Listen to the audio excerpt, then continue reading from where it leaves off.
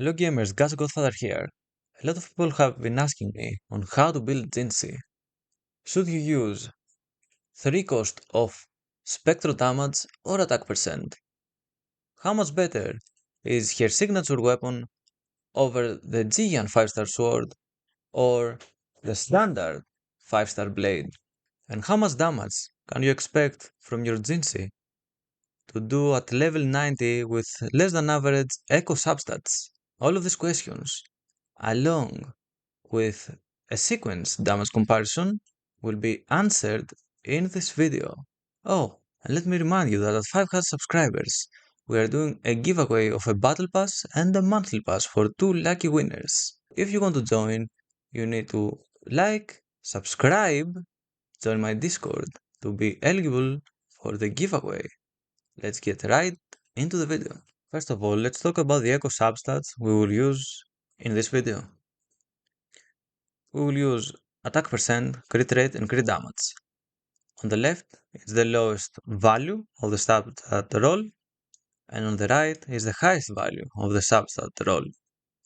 In this video, we will use less than average, so 8% for attack, 7.5% for crit rate, and 15% for crit damage. Throughout these calculations, Jinhsi will be level 90, level 10 talents, and the skill tree fully upgraded.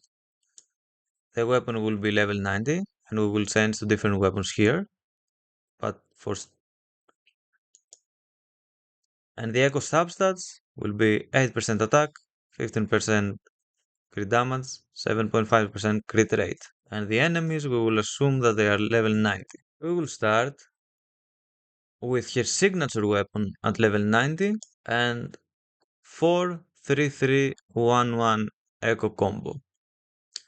Her final stats are 74.8 crit rate and 269% crit damage, and her attack is 2.2k. And what we will note here for the calculations is the liberation, the average, because it may crit, it may not crit, so we will go with the average, and the average nuke damage from the forte. So at 4-3-3-1-1, Jinhsi at sequence 0 and rank 1 weapon does 173k forte nuke and 88k liberation damage, and we will set the first number as 100%, the baseline. And now let's start with the exciting part, the comparisons. We will first check attack percent and spectral damage bonus 3 costs. And as you can see, Jinhsi is doing less liberation damage, but higher forte nuke damage. And her forte nuke damage is 2% higher than the double spectral damage bonus. Next, we will instead use double attack percent. And as you can see, her liberation is even lower, but her forte nuke is higher than the double spectral damage, but lower than the attack percent spectro. So it's 1% higher than the double spectral damage bonus. Next, let's see the 4-4-1-1-1.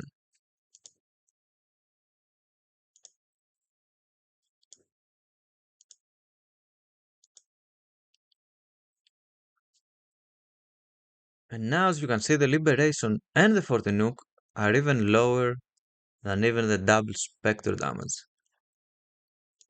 96% of the original damage. So we change to Jiyan's weapon. We change this to crit rate because Jiyan's weapon has crit damage and double spectro. And as you can see, Jiyan's weapon is 83% of the power of Jinhsi's double spectro. 17% less damage.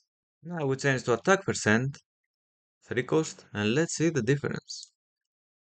The difference, as you can see here on the numbers, is so small, it's still 83% of the original damage of the Jinhsi weapon. Now we change to Lustrous Razor, the 5-star standard weapon, double spectral damage bonus, and the liberation damage is higher than all of the other weapons. This weapon has the highest liberation damage bonus for Jinhsi. However, the forte nuke damage is the lowest and it loses 22% damage compared to her signature. And now let's compare the sequences.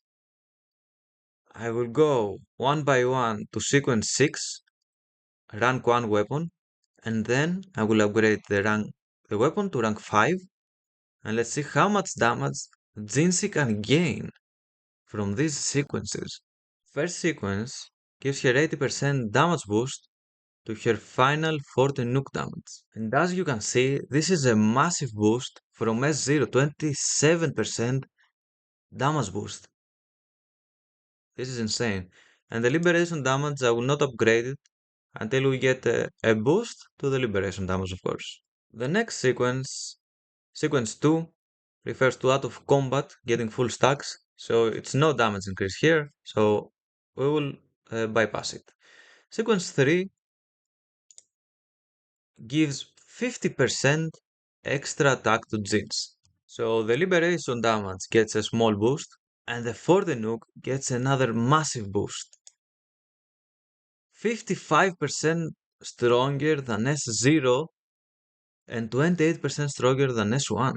Moving on to sequence 4, it gives 20% damage to the team. It's a support sequence.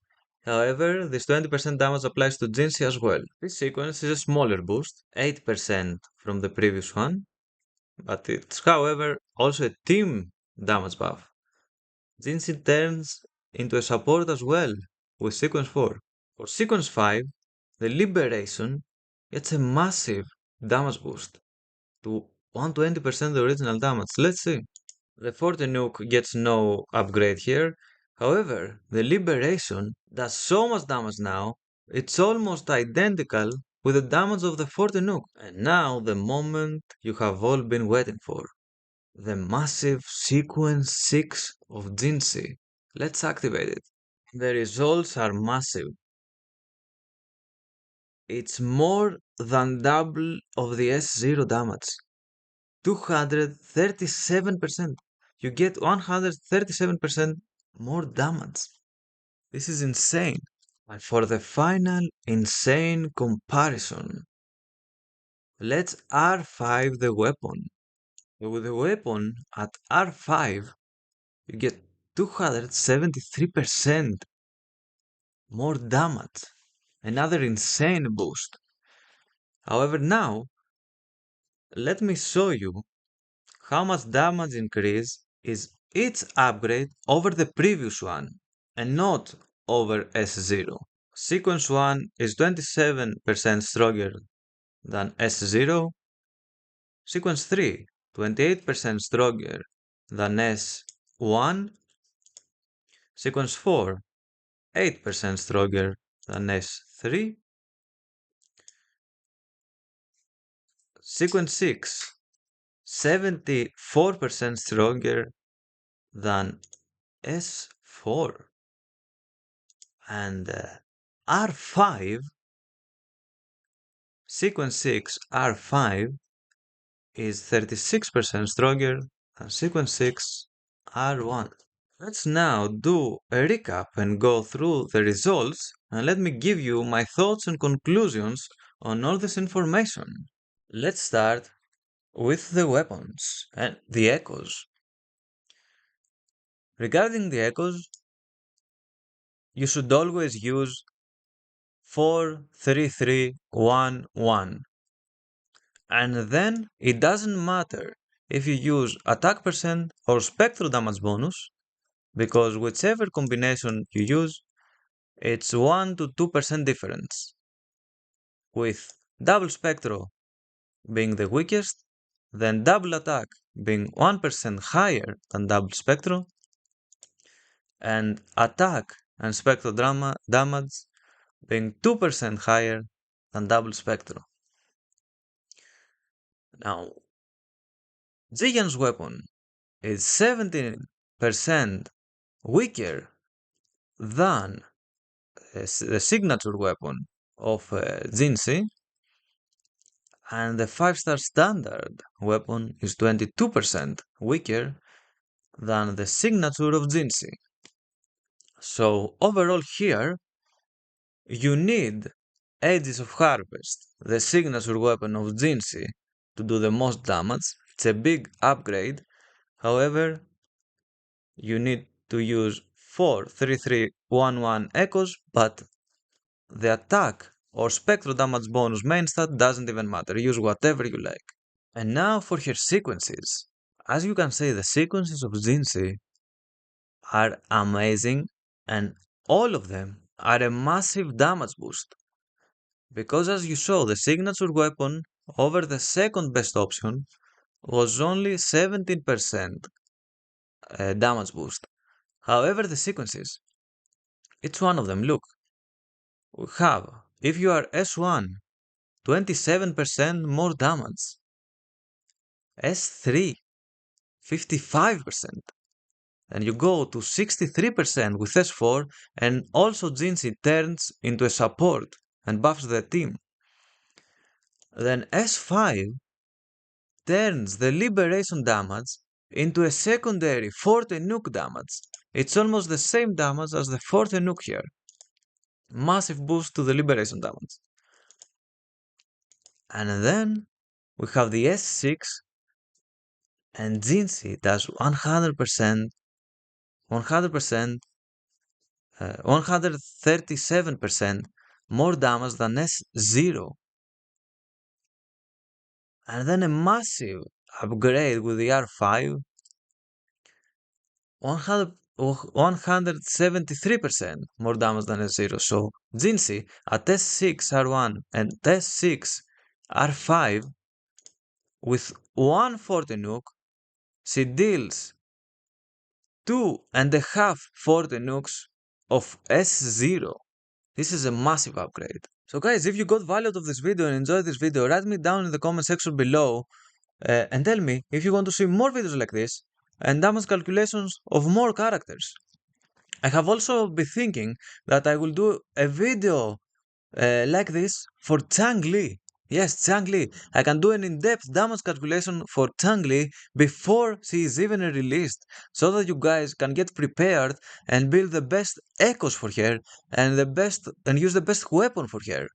If you enjoyed this video, if you want to watch the video about Chang-Li damage calculations and more Wuthering Waves daily content, like, subscribe, and turn on notifications to not miss any of the future content.